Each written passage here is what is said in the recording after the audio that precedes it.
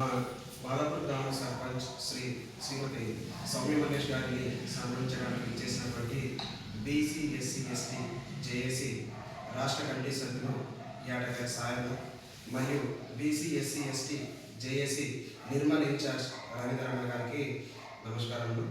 So ఏవైతే లక్ష్యాలు మాకున్నావో ఆ ఉద్దేశంతో ఈ గ్రామంలో మేము ప్రతి ఇల్లు పర్యటించి మేము గెలిస్తే ఏం చేస్తాం, గత పాలకులు ఏమి చేశారన్న నినాదంతో మేము ముందుకెళ్ళినాం.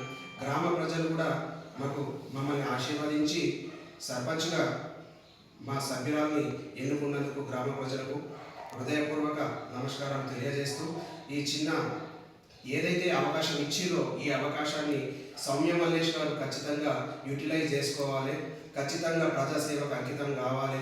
ఎక్కడెక్కడ ఏ సమస్యలు ఉన్నావో పర్యటించి ఆ సమస్యలను ఒక నోట్బుక్ పైన నోట్ చేసుకొని ప్రతి సమస్యని చిన్నదా పెద్దదా అని చూడకుండా మన సైడ్ తిరిగిన వాళ్ళ ఆపోజిట్ వాళ్ళ అని చూడకుండా వారందరికీ సమన్యాయం చేయాలని ఈ సభాపూర్వకంగా నేను రిక్వెస్ట్ చేస్తున్నాను. అదేవిధంగా మన యాటగారి సాయన గవర్నమెంట్ టీచర్ ప్రజాసేవ చేయాలనే ఉద్దేశంతో తనకు వచ్చే నెలకు 1,50,000 రూపాయల వేతనాన్ని కూడా తిరస్కరించి రిజైన్ చేసి ప్రజాసేవకు అంకితమైనటువంటి వ్యక్తి. సో అటువంటి వ్యక్తులు మన మధ్యలో ఉన్నారు, మనకు సపోర్టివ్గా ఉన్నారు. మనం ఏం చేసినా కూడా వీళ్ళు మనకు వెన్నంటే ఉంటారు. కాబట్టి ఏదైనా డౌట్స్ ఉంటే కూడా మనం వాళ్ళు క్లియర్ చేసుకోవచ్చు. పెద్దలు మనకు మంచి ఎక్స్పీరియన్స్ ఉన్నటువంటి వ్యక్తులు. అన్న కూడా బీసీఎస్సీ ఎస్టీ జేఏసీ అణచివేతకు గురవుతుందన్న ఉద్దేశంతో గ్రామాల పర్యటించి వాళ్ళ సమస్యలు ఏమున్నా కూడా మన రాష్ట్ర కమిటీ ముందర ఉంచినటువంటి మన రవీంద్రన్న గారికి కూడా మరొకసారి నమస్కారాలు తెలియజేస్తున్నాను. ముఖ్యంగా సర్పంచ్ గారికి నా యొక్క రిక్వెస్ట్ ఏంటంటే ప్రతిగా మన సైడ్ తిరిగిన వాళ్ళు తిరగని వాళ్ళు చాలామంది మన విలేజ్లో ఉంటారు. కాబట్టి మన తిరిగిన వాళ్ళకే సర్పంచ్ మీరు రాదు, మన గ్రామానికి అందరికీ మీరు సర్పంచ్. కాబట్టి ఎవరు వచ్చినా కూడా సమన్యాయం చేయాలి.